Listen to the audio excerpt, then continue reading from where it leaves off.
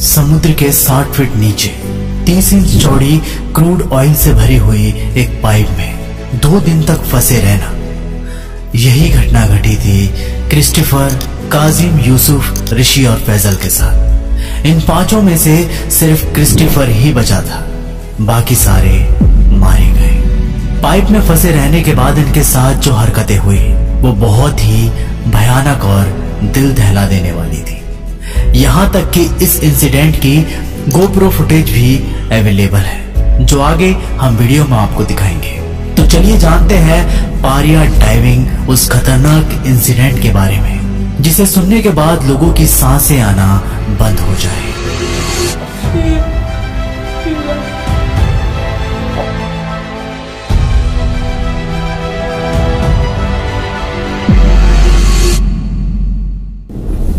30 inch चौड़ी pipe कच्चे तेल से भरी हुई है। इमेजिन करके देखिए, अगर कोई इंसान उसके अंदर फंस जाए, सोचकर भी शायद सांसें रुकने लगती हैं। ये घटना है 25 फरवरी 2022 की, कैरेबियन आइलैंड की। ये 5 लोग जो कि पारिया नाम की कंपनी में ऑयल पाइप के मेंटेनेंस का काम करते थे। इस पाइप का काम बहुत ही सिंपल था।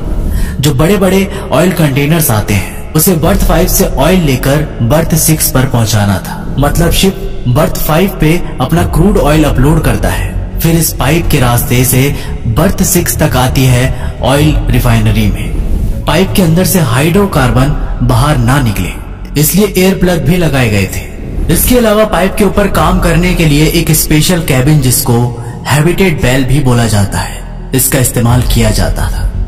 ये ऐसा कुछ समझिए कि पानी की बाल्टी में अगर आप एक गिलास को डालेंगे तो पानी गिलास के अंदर नहीं जाएगा।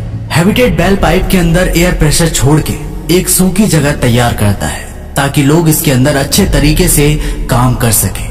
और उस दिन इन लोगों का काम था पाइप के अंदर जाके उस एयर प्लग को निकालना।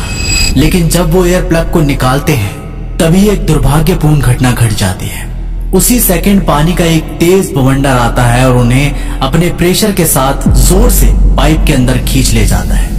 ये इतना तेज बवंडर था और इतना ताकतवर था कि 90 सेकंड के अंदर पाइप अंदर ही अंदर उन्हें 20 फीट नीचे और 120 फीट दूर जाके पटक देता है। इस घटना की ये गोप्रो फुटेज आप देखिए। घटना से पहले कुछ दिखेगा, फिर सब कुछ अंधेरा ही अंधेरा। पाइप सीधा ना होने के कारण उन्हें एक राहत मिलती है। ये 5 लोग एक छोटे से एयर पॉकेट में फंस जाते हैं, जहां ये सांस ले सकते थे। लेकिन सारी चीजों में उनको जरा भी आइडिया नहीं था कि उनके साथ हुआ क्या है। पानी का फ्लो इतना ज्यादा था कि कुछ लोगों की तो हड्डियां भी टूट गई। इसके अलावा पाइप के अंदर कुछ भी दिखाई नहीं दे रहा था। चौंकाने वाली बात तो ये थी कि जो हवा वो पाइप के अंदर ले रहे थे, उसी हवा की वजह से वो पाइप में फंस गए थे। दोस्तों, टेक्निकली पाइप के अंदर कुल 1200 बैरल ऑयल होना चाहिए था, लेकिन उससे कम था और बहुत ही ज्यादा लो डेंसिटी वाली एयर वहां पे बनी हुई थी।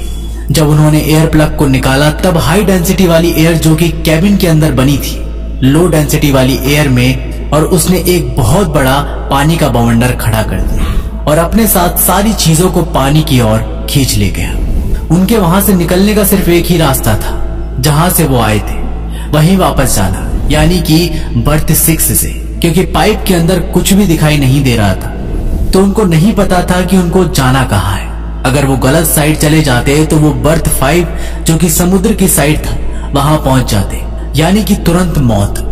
काफी सोचने के बाद वो लोग तय करते हैं कि जिस साइड उनका सर है वो उसी साइड चले जाएंगे, और उनके पास कोई ऑप्शन नहीं था, क्योंकि वो लोग ज्यादा टाइम तक पाइप के अंदर रह नहीं सकते थे। लेकिन जब वो ऐसा करते हैं तो उनको और एक प्रॉब्लम का सामना करना पड़ता है। पाइपलाइन सीधी ना होने के कारण कुछ जगह पर तो सांस लेने की जगह थी, लेकिन कुछ जगहों पर तो पानी ही पानी था। अगर वो सांस रोक के पानी के अंदर से जाने की कोशिश करते और आगे उन्हें सांस लेने की जगह नहीं मिलती, तो उनकी तुरंत मौत हो सकती थी। इस जगह से क्रिस्टोफर और फैजल डिसाइड करते हैं कि आगे दोनों अकेले जाएंगे। उनका प्लान बहुत ही सिंपल था। दोनों अकेले बाहर निकलकर बाकी तीनों के लिए मदद भेजेंगे। वो दोनों आगे की तरफ बढ़ते हैं और वो दो एक और एयर पॉकेट में फंस जाते हैं, और वहां पर एक चमत्कार होता है। उनको महसूस होता है ऑक्सीजन टैंक उनके सामने पड़ा है। अब इस वजह से वो पानी के अंदर ज्यादा देर के लिए जा सकते थे। लेकिन प्रॉब्लम ये थी कि अंधेरा होने के कारण वो नहीं देख पा रहे थे कि ऑक्सीजन टैंक के अंदर कितना ऑक्सीजन है, और अनलकीली उनका ऑक्सीजन टैंक खत्म होने ही वाला था। लेकिन उसी वक्त वो एक चीज से टकराते हैं, और वो चीज थी एक और ऑक्सीजन टैंक। इस ऑक्सीजन टैंक का माउथ पीस ही नहीं था, वो चीज जिसे कि ऑक्सीजन मुंह में लगा के लिया जाता था। इस वजह से उनको ऑक्सीजन टैंक की ओपनिंग में अपना मुंह डालना पड़ा, और इसी के साथ पूरा का पूरा ऑयल उनके मुंह में चला गया। क्रूड ऑयल दोस्तों, क्रूड ऑयल एक ऐसा ऑयल होता है जो कि काला होता है। उससे पेट्रोल डीजल बनाया जाता है। अगर मुंह और आंखों में चला जाए तो बहुत जलन होती है। उस वक्त तक फैजल का भी ऑक्सीजन टैंक खत्म हो चुका था और उसकी हड्डियां टूटने के कारण बहुत ही ज्यादा दर्द में था। तो इस वजह से क्रिस्टोफर को आगे अकेले जाना पड़ा। 2 घंटे मशक्कत करने के बाद उसका ऑक्सीजन टैंक एक और चीज से टकराता है, और वो चीज थी पाइप का बैंड। ये बात जान के वो खुश भी हुआ और दुखी भी, क्योंकि यहाँ पर एक तो बर्थ 6 की ओपनिंग हो सकती थी जहां से बाहर निकला जा सकता था, या फिर बर्थ 5 की ओपनिंग जो कि पूरी तरीके से बंद थी। पाइप में पानी कम होने के कारण उसे तैरकर ऊपर पाइप से बाहर निकलना नामुमकिन था। तो ये भी एक बड़ी प्रॉब्लम बन गई थी। तो वो पाइप को जोर जोर से मारने लगा और आवाज करने लगा। उसी वक्त कुछ रेस्क्यूअर उसकी आवाज सुनते हैं और उसके लिए एक चैन डालकर उसको बाहर निकालते हैं। जैसे ही क्रिस्टोफर बाहर आता है तो वो पहली चीज ये बोलता है कि उसके चारों ही दोस्त अभी भी पाइप के अंदर और जिंदा है और उनको मदद की सख्त जरूरत है। यहाँ पे उन लोगों को ऑयल को धीरे धीरे एक्सट्रैक्ट करना चाहिए था। ये कुछ और रेस्क्यू मेथड अपनाना चाहिए था। कंपनी के रेस्क्यूअर उनकी मदद करने जाने ही वाले थे, पर कंपनी ने उनको जाने की परमिशन नहीं दी, क्योंकि कंपनी के पास ज्यादा बड़े ऑक्सीजन सिलेंडर नहीं थे। अगर रेस्क्यूअर नीचे जाते तो उनकी जान भी खतरे में हो सकती थी। ये बात सुनते ही क्रिस्टोफर खुद अपने दोस्तों को बचाने जाने ही वाला था, बट कंपनी ने उसको भी रोक लिया।